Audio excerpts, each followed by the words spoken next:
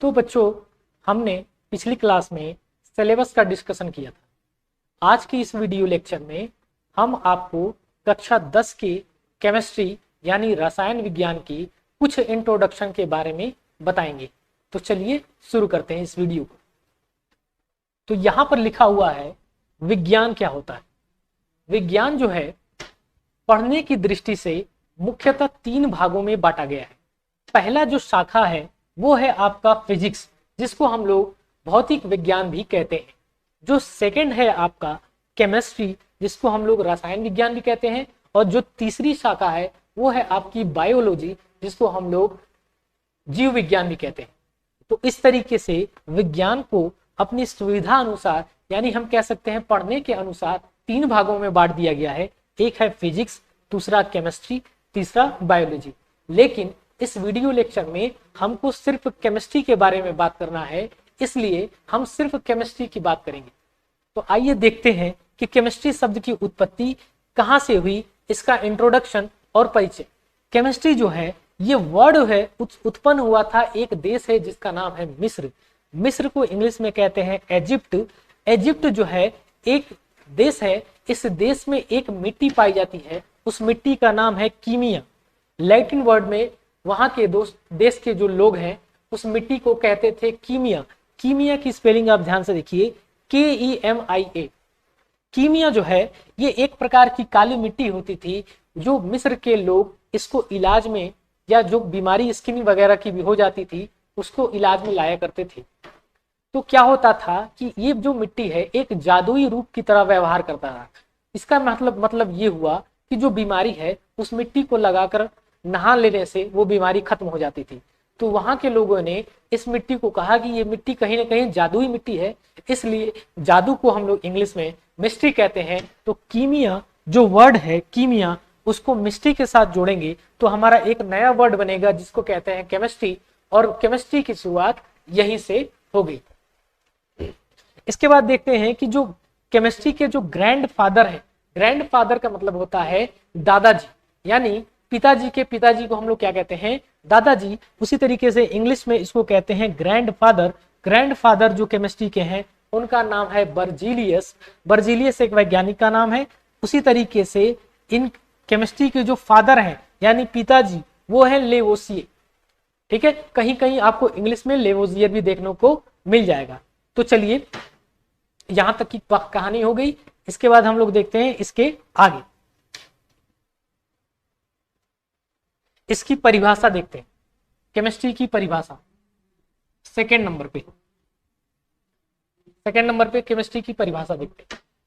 तो परिभाषा इसकी हो जाएगी सेकंड नंबर पे परिभाषा।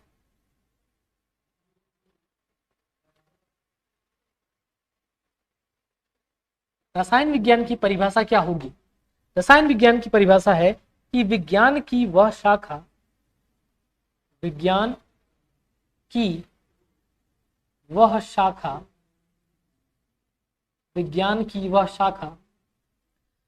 जिसके अंतर्गत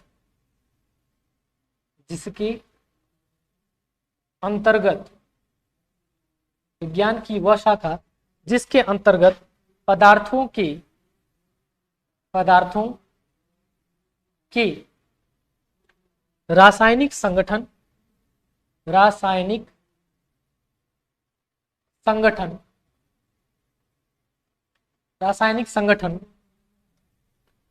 गुणधर्म या गुणों कहिए, संरचना एवं परस्पर होने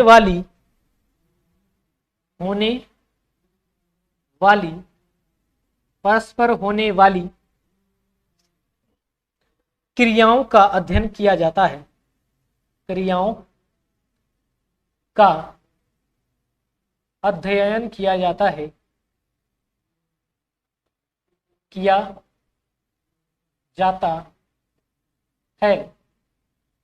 ये हमारा रसायन विज्ञान कहलाता है। तो ये परिभाषा है रसायन विज्ञान की। रसायन विज्ञान कहता है कि विज्ञान की वह शाखा जिसके अंतर्गत पदार्थों के रासायनिक संगठन, गुणों, रचनाओं तथा उनके परस्पर होने वाली रासायनिक अभिक्रियाओं का अध्ययन किया जाता है, वो क्या कहलाता है? रसायन विज्ञान कहलाता है। जो तीसरा पॉइंट है इंट्रोडक्शन के अंतर्गत जो तीसरा पॉइंट है वो है रसायन विज्ञान की शाखाएं। रसायन विज्ञान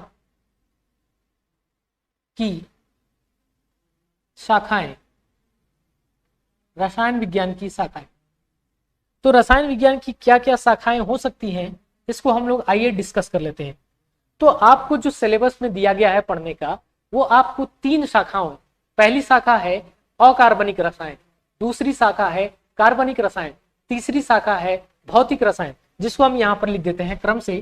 जो पहली शाखा है आपका अकार्बनिक रसायन, अकार्बनिक रसायन।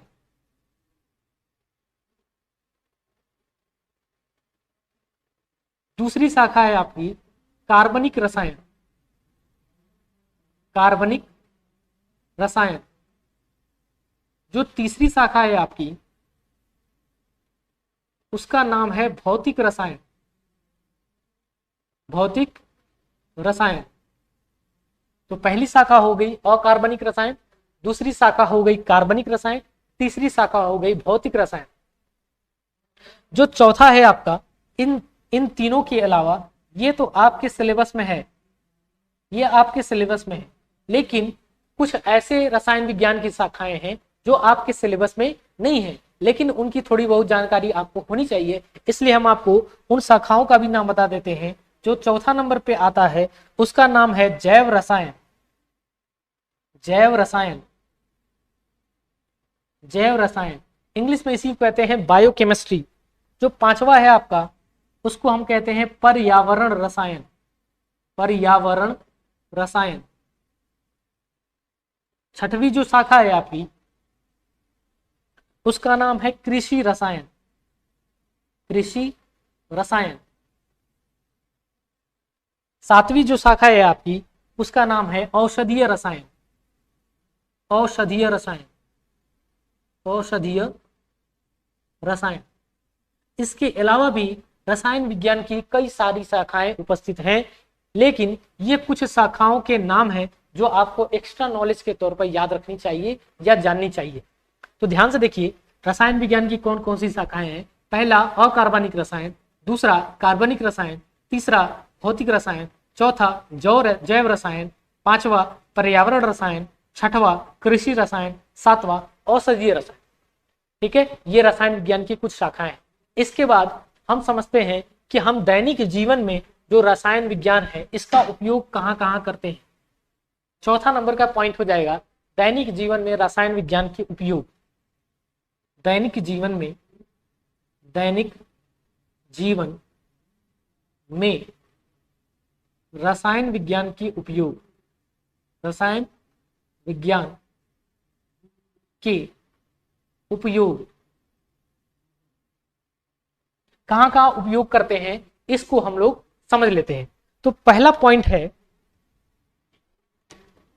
है जैविक क्रियाएं, जैविक क्रियाएं, जैविक क्रियाएं।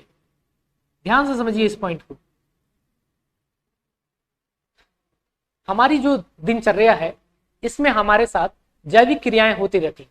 जैसे हमारा सांस लेना, जिसमें हम ऑक्सीजन को अपने अंदर लेते हैं, उसके बाद हमारे अंदर से CO2 को बाहर निकालते हैं, ये भी हमारी जैविक क्रिया है। जैसे हम भोजन करते हैं, भोजन को क्या करते हैं, हम अंदर लेते हैं, तो हमारे छोटी आंत में भोजन का पाचन होता है, जिससे हमें ऊर्जा मिलती है, जिससे हम काम कर पाते हैं। इसके अलावा बहुत सारी ऐसी जैविक क्रियाएं हैं जो पेड़ पौधों के अंदर पाई जाती है, पशुओं के अंदर पाई जाती है। तो यहाँ पर जैविक क्रियाओं में हम लिख देते हैं श्वसन। भोजन को खाने को हम लोग हिंदी में कहते हैं अंतर्ग्रहण, प्रजनन, ये भी क्या है, हमारी जैविक क्रियाएं हैं।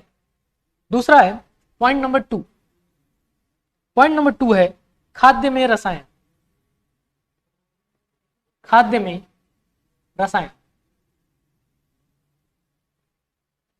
जब हम भोजन ग्रहण करते हैं, उस भोजन में कई सारे केमिकल मटेरियल उपस्थित रहते हैं, जिनको हम खाद्य के रूप में अपने अंदर लेते हैं, जो हमारे शरीर में टूटकर ऊर्जा का रूप प्रदान करती है, जिससे हम काम करने में सक्षम हो पाते हैं। जैसे आप पढ़ते हैं, मैं पढ़ाता हूं, ये एक जैविक क्रिया है और ये कहां से संभव हो पाती है? जो खाद्य में रसायन है उनसे ऊर्जा मिलती है हमें विटामिन, प्रोटीन, कार्बोहाइड्रेट के रूप में। तो यहां पर मैं लिख देता हूं कार्बोहाइड्रेट, कार्बोहाइड्रेट, वसा, vitamin, hormone, DNA, RNA, hormone, vitamin इत्यादि कर लीजिए यहाँ, इटेसेट्रा। खाद्य में कार्बोहाइड्रेट, वसा, विटामिन इत्यादि। अगला पॉइंट है चिकित्सा में रसायन।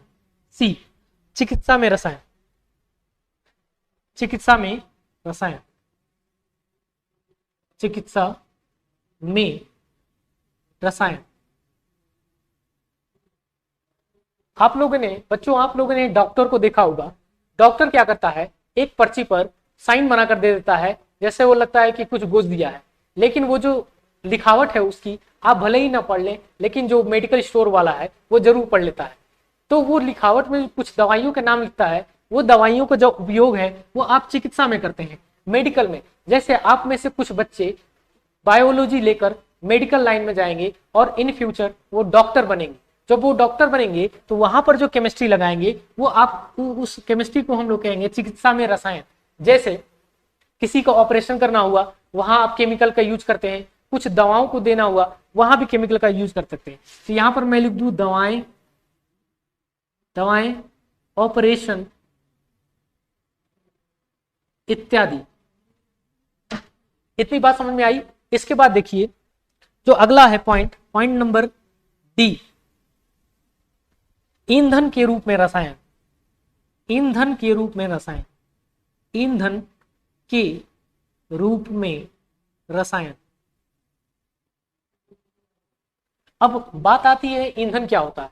ईंधन वो पदार्थ होते हैं जिनको जलाने पर हमें ऊर्जा प्राप्त होती है, जिसका उपयोग कर हम अपने दैनिक जीवन में करते हैं। जैसे सबसे अच्छा एग्जांपल है इस समय पेट्रोल का। पेट्रोल एक अच्छा ईंधन है। Diesel, kerosene oil, kerosene oil. इसके बाद मोबिल, सीएनजी, एलपीजी, इटेसेट्रा। ये सब किसके एग्जाम्पल हैं? ये सब आपके एग्जाम्पल हैं ईंधन के रूप में हम दैनिक जीवन में रसायनों का उपयोग करते हैं। इसके बाद एक और टॉपिक है लास्ट, निर्माण, विनिर्माण के रूप में।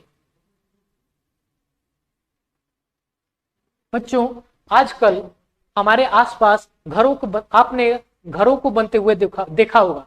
उन घरों को जब बनाया जाता है तो उसमें कुछ मटेरियल लगाया जाता है, जैसे सीमेंट हो गया, लोहे की छड़ हो गई। इस प्रकार के जो मटेरियल है वो आपके रसायन के अंतर्गत आएंगे। तो यहां लिख देता हूं मैं लोहे की छड़, लोहे की छड़, सीमेंट, जिप्सम, पीओपी, इटेसेट्रा। इसमें कुछ टर्म्स है जिनके फुल फॉर्म आपको जानने चाहिए, जैसे सीएनजी, इसको इंग्लिश में कहते हैं कॉमन नेचुरल गैस। अगला है LPG, liquefied petroleum gas. POP ये घरों में कराया जाता है सीलिंग के ऊपर, जिसको कहते हैं plaster of Paris, plaster of Paris. ठीक, इस तरीके से ये केमिस्ट्री का एक छोटा सा इंट्रोडक्शन हो गया आज के इस वीडियो लेक्चर में। बाकी हम लोग अगले वीडियो लेक्चर में मिलते हैं। तब तक आप लोग इस चैनल को सब्सक्राइब कर लीजिए, नोटिफिकेशन ऑन कर लीजिएगा, ताकि जो भी आपको अपडेट्स होगी वो तुरंत प्राप्त हो जाएगी। तो मिलते हैं अगले वीडियो में। जय हिंद।